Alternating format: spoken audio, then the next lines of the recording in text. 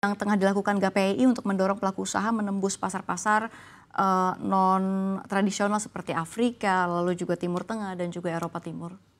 Ya, kita sebenarnya dari Kementerian Perdagangan kan memiliki cukup banyak ya atas perdagangan dan ITPC. Itu adalah informasi kita yang bisa kita ambil sehingga kita lakukan konteks ke masing-masing person atau perusahaan yang diinfokan kepada kita. Nah, tentu ada beberapa hal yang kita selalu minta jaminan dukungan dari pemerintah itu tadi mengenai asuransi ekspor, mengenai pembiayaan ekspor ke negara-negara yang non-tradisional. Kita lihat Afrika kan penduduknya 2 miliar lebih itu di Afrika. Cuma masalahnya kan mereka tidak punya infrastruktur, ekosistem keuangan seperti Amerika ataupun Eropa. Nah itu tentu butuh asuransi di situ. Nah asuransi kita ACI itu pertanyaannya apakah asuransi ACI bisa kerjasama dengan asuransi di Eropa untuk mengcover dari barang-barang yang dibeli oleh Afrika. Nah ini pekerjaan panjang tapi harus dikerjakan mulai dari dulu sampai sekarang. Kayak kita Rusia itu instrumen keuangannya untuk impor mereka tidak bisa diterima di negara yang lain. Nah dia selalu menggunakan instrumen dari Eropa Barat. Nah apakah kita lakukan, kita kan juga BI sudah lakukan dengan beberapa negara local currency settlement. Ya kan, nah itu harusnya diperbanyak.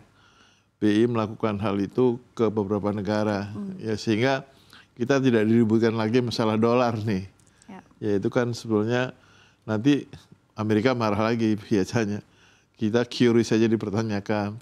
Ya kan, nah justru itu ini kerjasama pemerintah sama kita harusnya semakin intens.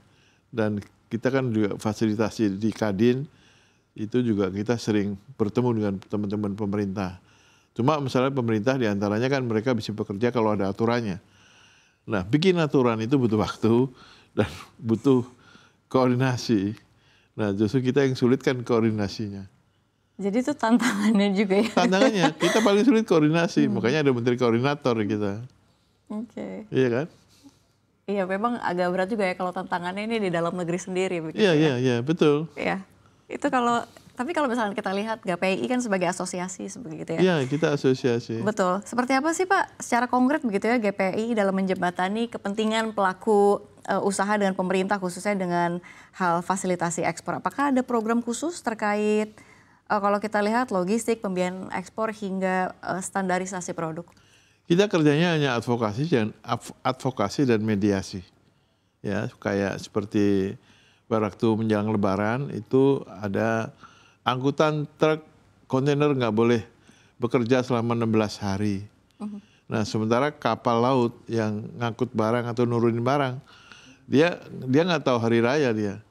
Dia datang bongkar barang, dia datang nunggu barang yang mau diangkut. 16 hari itu cukup banyak, sehingga pada waktu dibuka setelah 16 hari macet di Tanjung Priok itu. Dan itu jadi masalah besar jadi juga masalah, ya? Nah, padahal kita GPI udah mengingatkan kepada Menteri Perhubungan, tolong diperbolehkan, tapi nggak usah lewat tol deh, lewat jalan arteri aja. Dan jadwalnya malam serta harus didaftar siapa yang mengangkut barang. Karena kalau enggak, ya seperti kemarin, jadi bikin macet seluruh Jakarta itu. Betul. Iya kan? Cukup ramai juga itu. Iya kan? Kedua, kita kan punya teman juga asosiasi importir di negara tertentu. Kita juga lakukan komunikasi dengan mereka. Jadi info-info permintaan mereka kita tahu, lalu kita kumpulkan teman-teman yang mau ngisi barang-barang itu. Oke, baik. Pak Benny, kalau kita lihat tren global kan kini bergerak ke arah keberlanjutan dan juga digitalisasi. Begitu ya. Bagaimana asosiasi mendorong transformasi ekspor Indonesia ke arah green export dan digitalisasi rantai pasok agar tetap relevan dengan permintaan pasar di masa depan? Ya, sekarang pembeli banyak yang selalu minta mengenai green energy gitu ya. Kayak pabrik saya juga sudah green export ya Pak? Ya, udah beberapa pasang ya, solar cell gitu kan. Jadi itu kalau di pakaian jadi itu ada namanya WRAP, the World Responsibility Apparel Production. RAP, WRAP. Ya, WRAP, itu World Responsibility Apparel Production. Itu menyarankan kita harus comply sama aturan-aturan pemerintah kita dan aturan-aturan yang mereka mau. Ya misalnya makan untuk karyawan harus minimum 1.600 kalori dan kerja harus sekian jam, toilet maksimum sekian orang per satu toilet. Itu dipersyaratkan dan termasuk green. Nah kalau green, nah kita pasang solar cell. Tapi masalahnya solar cell kita karena harga power atau akinya itu mahal, kita hanya bisa pakai siang. Nah harusnya memang itu dulu ada namanya dengan PLN. PLN itu boleh mengimpor solar cell kita pada waktu kita lebih, kalau malam kita beli dari PLN. Nah sementara kita hanya dibatasi hanya 15% boleh membuat solar cell di pabrik kita sendiri dari total kebutuhan kita. Nah kalau itu jadi limited gitu loh. Kembali lagi aturannya, masalahnya di kita sendiri. Di dalam negeri sendiri ya. Tapi kalau misalkan tadi bicara soal green export begitu ya, artinya kan ada standar-standar yang dibuat begitu ya? Ada.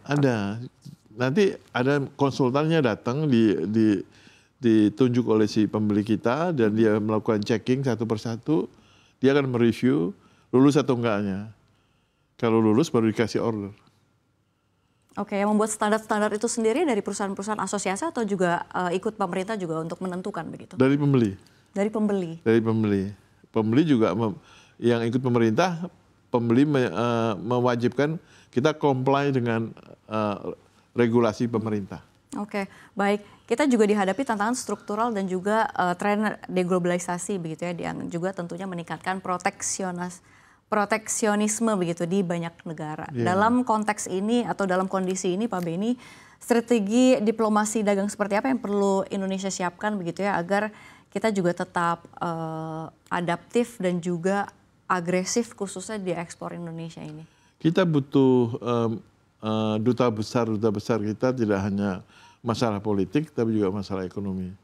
Nah ini perlunya duta besar kita juga lakukan dialog dengan pemerintah setempat di mana beliau-beliau ini ditempatkan. Karena tentu orang dagang itu selalu memilih dan memilah siapa nih teman dagangnya. Nah semakin dia dikenal mungkin semakin lebih bisa menyesuaikan kemampuan dan kehendak kita. Nah, kita juga butuh tuh Menlu kita kan sudah mewajibkan dubes kita itu harus berdagang. Cuma harus ada ukurannya. Ukurannya apa nilai ekspor kita ke negara itu atau ukurannya kita impor dari negara itu. Nah itu mestinya dilakukan sesuatu yang bisa diukur lah. Oke.